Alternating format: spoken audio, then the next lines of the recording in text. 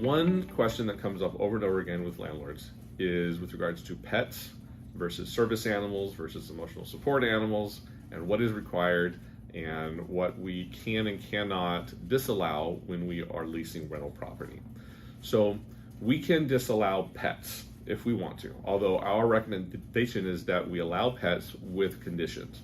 The reason for that is statistics show that over 2/3 of American households have pets. So if we disallow pets in a rental property, we are automatically reducing the prospective tenant pool by that amount. So in order to get maximum rents, get market rents for a property, allowing pets with conditions is advisable. The conditions we place on that have to do with breed restrictions based on insurance guidelines, size and weight restrictions on dogs especially, and then having pet fees and deposits that are allowed under law to increase the security of the property owner against potential damage that may occur. There are times when we can disallow pets, but we have to allow some animals. And that is where we get into the realm of service animals, which most people have some experience with. These are your seeing eye dogs. These are your trained animals for a specific disability. Very narrow requirements for that, but those are trained animals to perform a specific task.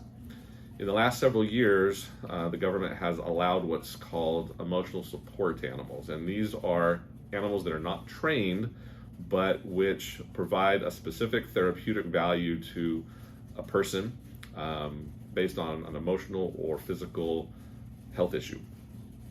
This has become a gray area in the statutes.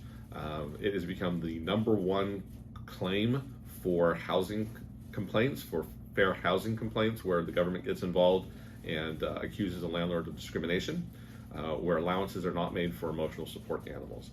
The laws are not as clear as they should be, but we have partnered with a company called PetScreening.com, who is very well versed in the statutes and who has a ton of experience in screening pets. So all of our tenants who are looking for an emotional support animal to be accepted on a lease have to go through the PetScreening.com's criteria to validate that their prescription from their therapist or doctor is legitimate and meets the requirements where we would be required to allow that animal in the property. Unfortunately, the way the laws are written right now, support animals and service animals and emotional support animals are both exempt from any kind of security deposit increase or fees associated with bringing the animal into the property. The tenant is still responsible for any damages or harm caused, but we cannot collect that on the front end. We cannot discriminate. We cannot treat them any differently from any other applicant that does not have an animal.